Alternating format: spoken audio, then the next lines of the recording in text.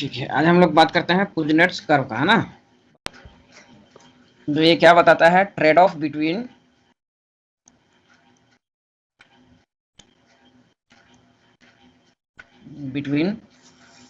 Economic growth and environmental degradation. ठीक है, कि कुजनेट्स कर्व क्या बताता है कि आर्थिक विकास और पर्यावरण क्षति के बीच क्या कनेक्शन है या फिर क्या रिलेशन है। समझ में आ रहा बात कि नहीं? या फिर इसको हम लोग कुजनेट्स इन्वर्टेड यू शेप भी कहते हैं। Kuznets inverted U shape. देखिए, इसका इनकम इनइक्वालिटी वाला भी यही चीज होता है, इनकम इनइक्वालिटी। और इन्वायरमेंटल डिग्रेडेशन में भी, इन्वायरमेंट में भी यही लॉ लागू होता है।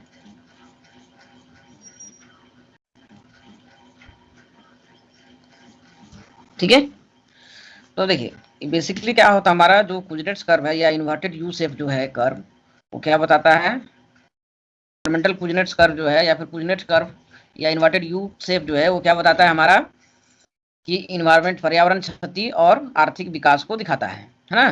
तो ये बेसिकली क्या बताता है, इसको सिंपली अब समझ लीजिए कि जैसे जैसे इनकम बढ़ता है ना, जैसे जैसे आय बढ़ेगा उसके बाद क्या होगा, आपका इन्वायरमेंटल डिग्रेडेशन जो है ये भी बढ़ेगा। लेकिन अगर और आय बढ़ेगा तो इन्वायरमेंटल डिग्रेडेशन जो है वो मैक्सिमम होगा। ठीक है, उसके बाद अगर और इनकम बढ़ेगा तो ये क्या हो जाएगा, ईडी डिक्रीज करने लगेगा, मतलब कि अब इन्वायरमेंट जो है इंप्रूव होने लगेगा। इंप्रूव, जैसे कि यहाँ पर देख सकते हैं इसको, इधर आई के साथ साथ क्या हो रहा है, आई बढ़ रहा है तो आपका इन्वायरमेंटल डिग्रेडेशन भी बढ़ रहा है।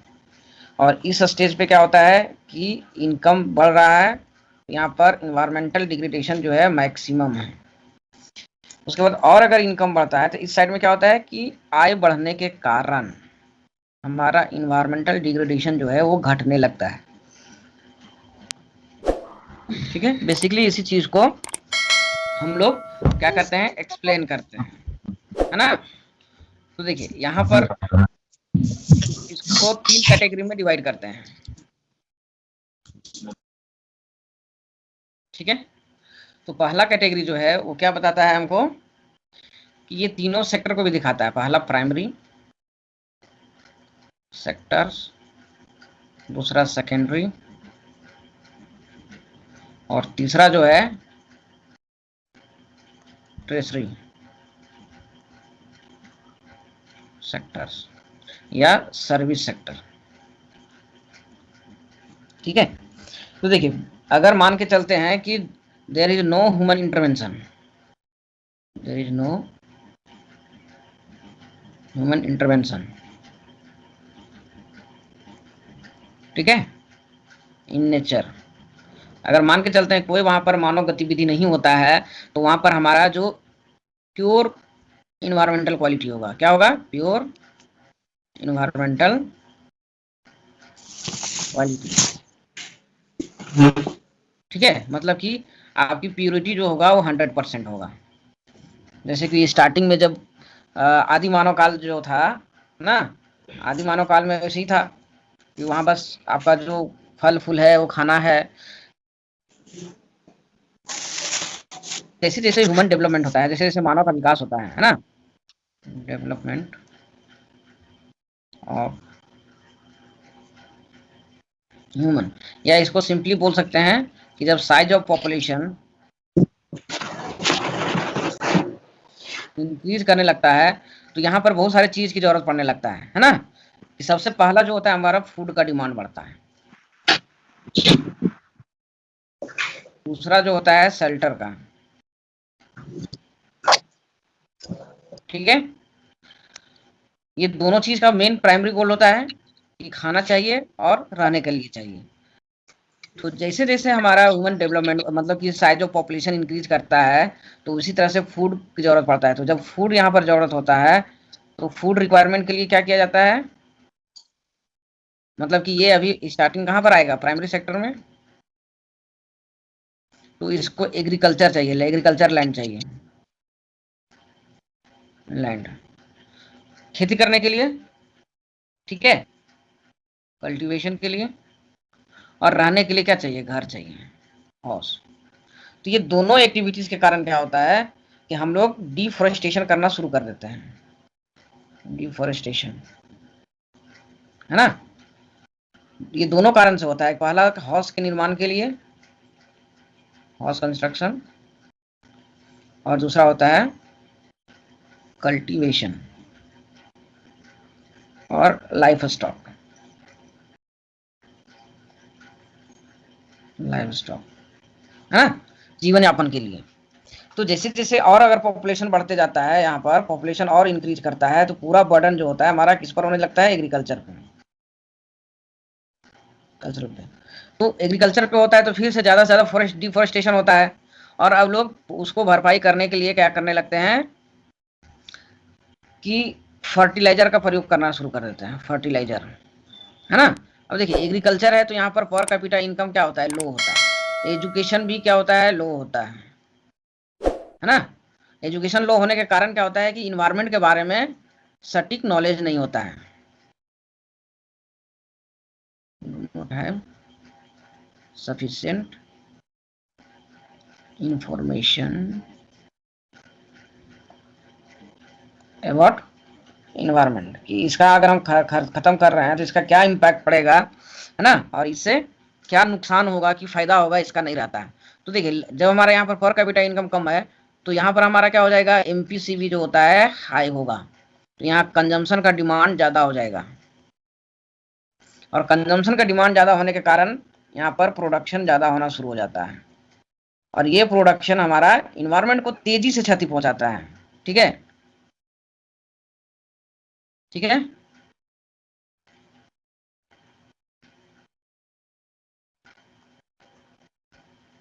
इन्वायरमेंट क्वालिटी, है ना, fastly degraded the quality of environment, ठीक है। अब लोग क्या करते हैं, ज़्यादा से ज़्यादा कैटल पालना शुरू कर देते हैं, तो जानवर भी अगर ज़्यादा से ज़्यादा पालने लगते हैं तो उसके कारण भी हमारा जंगल डिग्रेडेट होता है। दूसरा चीज़ की एग्रीकल्चर प्रोडक्शन के लिए भी होता है। एक क्रोनोलॉजिकल और अगर डेवलप होता है तो यहाँ पर हम लोग का जैसे कि हरित क्रांति था, ग्रीन रिवोल्यूशन, रिवोल्यूशन के कारण क्या हुआ, क्योंकि यहाँ फूड कम था, तो फूड को रिक्वायरमेंट पॉपुलेशन ज़्यादा होने के कारण फूड का रिक्वायरमेंट बढ़ने लगा, ठीक है। और फूड का रिक्वायरमेंट पूरा करने के लिए अब हम लोग क्या करने लगे, हाइब्रिड खेती करना शुरू कर दिया, हाइब्रिड, ठीक है, जिसको हम लोग संकर बोलते हैं, हाइब्रिड।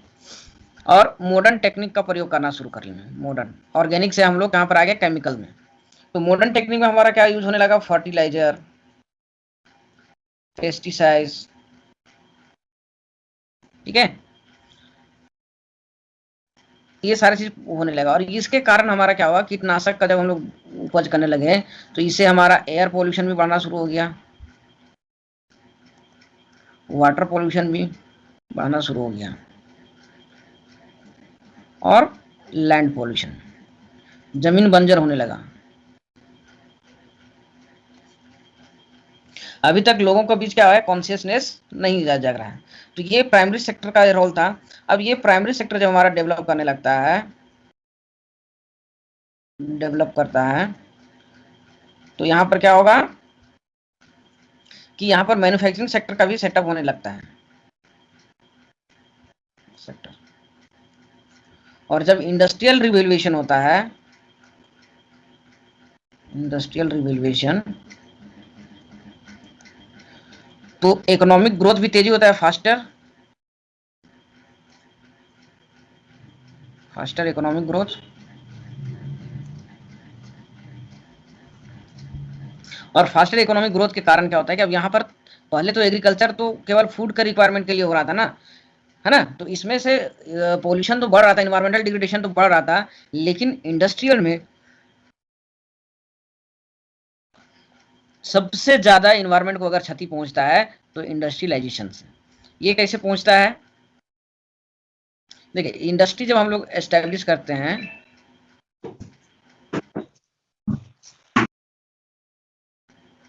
तो इसको के लिए क्या चाहिए, इनपुट चाहिए, जिसके लिए हम लोग माइनिंग करते हैं।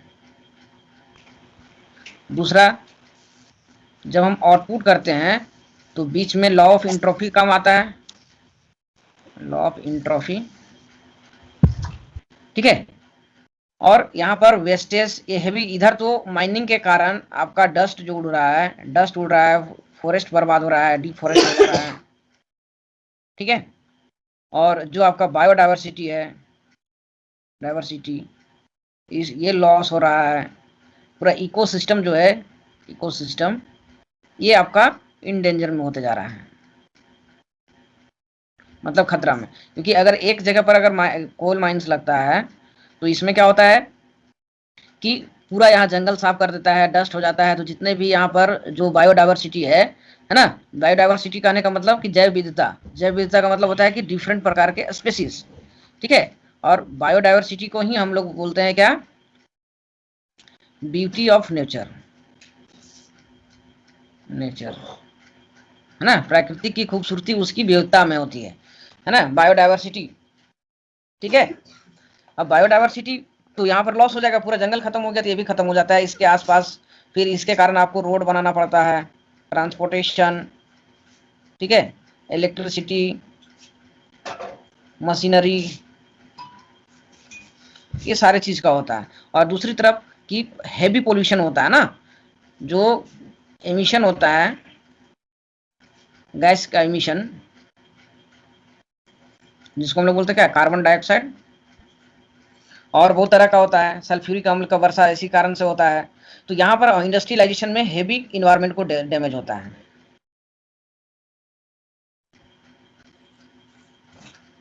डैमेज ऑफ इन्वायरमेंट, ठीक है। तो यहाँ पर क्या होता है कि यहाँ का इनकम भी हाई बढ़ता है तो इन्वायरमेंट डिग्रेडेशन भी हाई होता है, ठीक है। और जब लोगों का इनकम हाई होने लगता है और पॉपुलेशन भी तो बढ़ रहा है ना, तो पॉपुलेशन इंक्रीज कर रहा है तो एक तरफ तो उधर फूड फूड और शेल्टर का डिमांड बढ़ रहा है, दूसरी तरफ कि अब एग्रीकल्चर प्रोडक्ट से अब इंडस्ट्रियल प्रोडक्ट के ओर आना शुरू हो जाता है, इंडस्ट्रियल प्रोडक्ट है ना, जिसको हम लोग बोलते हैं क्या, ड्यूरेबल गुड्स। जिसके कारण और क्या होता है, हमारा एक तरफ तो पोल्यूशन बढ़ रहा है और दूसरी तरफ वेस्टेज बढ़ रहा है, ठीक है। ये दोनों मिलकर इन्वायरमेंट को ज्यादा क्षति पहुंचाते हैं। और यही इंडस्ट्रियल एज में क्या होता है कि हमारा पोल्यूशन जो होता है हाई लेवल का होता है, ठीक है। ये जो हम लोग दिखा रहे थे, तो ये हो गया प्राइमरी, ये हो गया सेकेंडरी, और ये हो जाता है ट्रेसरी। लेकिन यहाँ पर क्या होता है कि जब आय बढ़ने लगता है लोगों का तो एमपीसी धीरे धीरे कम होने लगता है ना। तो जो पैसा बचता है, अब यहाँ पर क्या होता है, इसका जब इम्पैक्ट पड़ना शुरू हो जाता है पोल्यूशन का, तो इम्पैक्ट को स्टडी करना लगता है लोग, impact study, study of impact, impact of pollution. जैसे देखिएगा कि जब हमारा 1940 1960 तक किसी को कोई पता नहीं था कि इन्वायरमेंट हमारा इतना प्रॉब्लम क्रिएट करेगा, है ना। तो सबसे पहला जो है इसमें एक पेपर पब्लिश हुआ था, small is beautiful, small is beautiful, ठीक है। ये इनका राइटर कौन थे, शूमाखेर,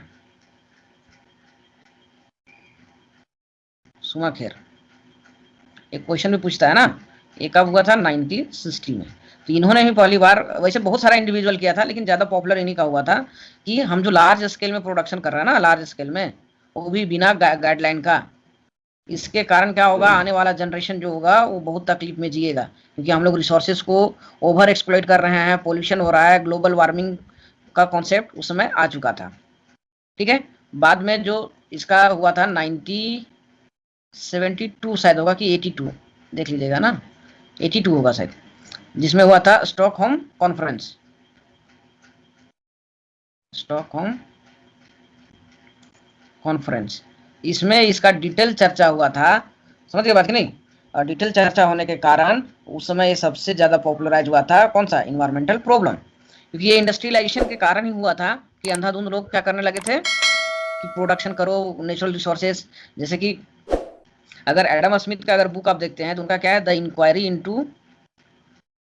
inquiry into the nature and cause and क्या था वो, and causes of wealth Wealth of of nation, nation. of nation।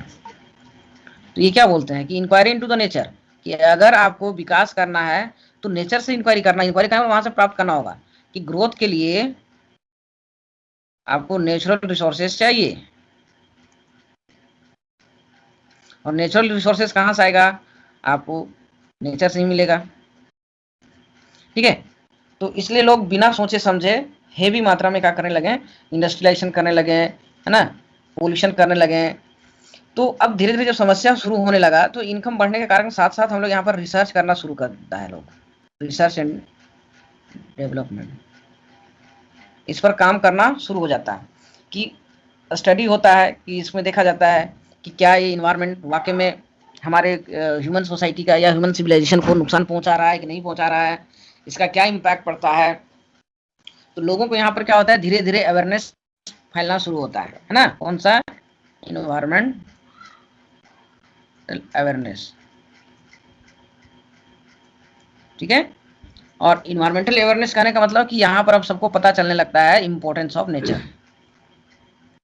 Importance of nature, कि प्राकृतिक इंसान के लिए या फिर पूरे लिविंग ऑर्गेनिज्म के लिए कितना इम्पोर्टेंट है।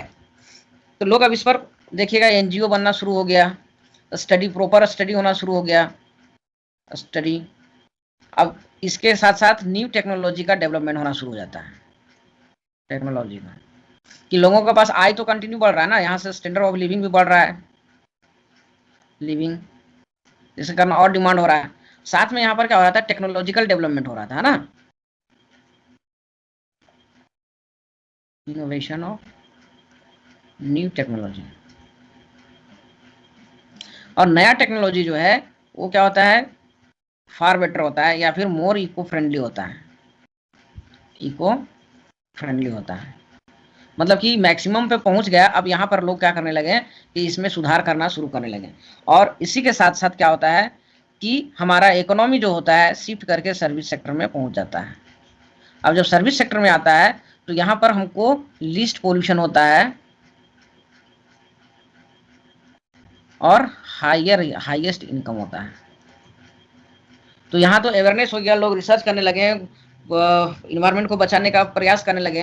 और जब सर्विस सेक्टर में आता है तो जैसे सॉफ्टवेयर है, तो सॉफ्टवेयर को प्रोड्यूस करने में कितना कितना पोल्यूशन होगा, नहीं होगा, लेकिन इनकम हमारा ज़्यादा होने लगता है। तो पैसा जो होता है वो ज़्यादा मोर एक्सपेंडिचर करने लगता है, कहाँ पर, एक्सपेंडिचर ऑन इन्वायरमेंटल इम्प्रूवमेंट में,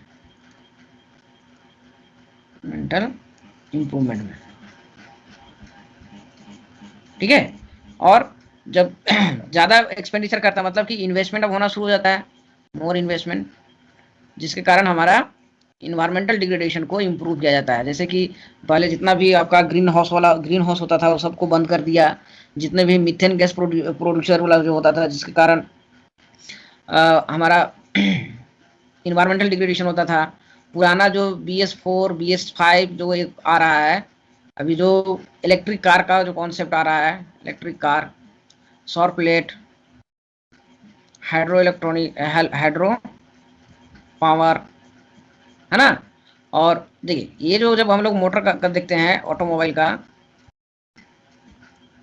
तो ये क्या होता है, जो नया जनरेशन होता है, जैसे पहले राजदूत कितना धुआं फेंकता था, अभी उसी के जगह पर बुलेट आ गया तो उससे कम करता है।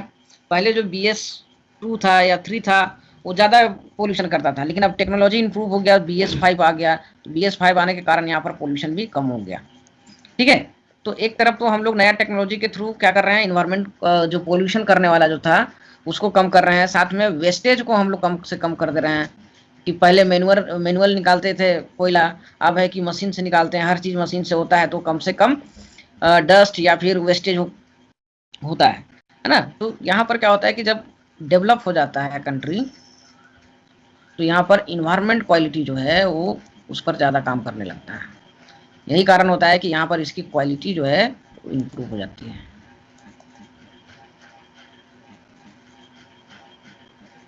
ठीक है, जैसे कि देखिएगा ग्लोबल वार्मिंग का रिपोर्ट में तो उतना साल मेहनत करने का फल निकला था कि कुछ घटा है, ग्लोबल वार्मिंग जो टेम्परेचर है वो कम हुआ है। फॉरेस्ट एरिया जो है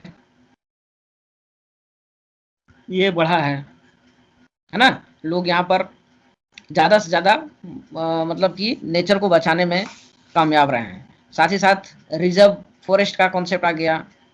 फॉरेस्ट जिसको बाद में कन्वर्ट कर दिया जाता है जू में, है ना।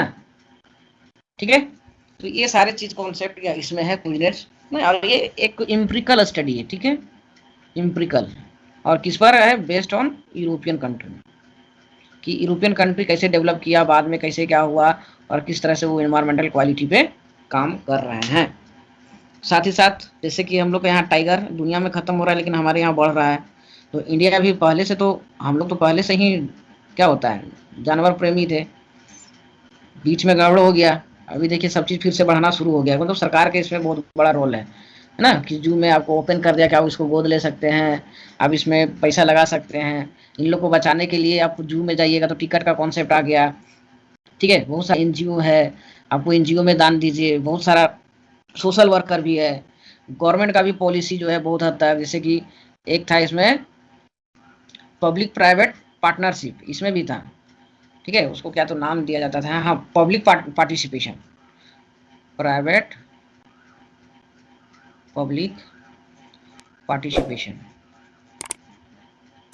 लाया गया था, है ना। ऐसा क्यों होता था कि जैसे कि अगर फॉरेस्ट है तो फॉरेस्ट में अगर सरकार बोलती कि ये मेरा फॉरेस्ट है ना, गवर्नमेंट का है, तो गांव वाला क्या करता था कि जाके उसको सब काट के ले आता था।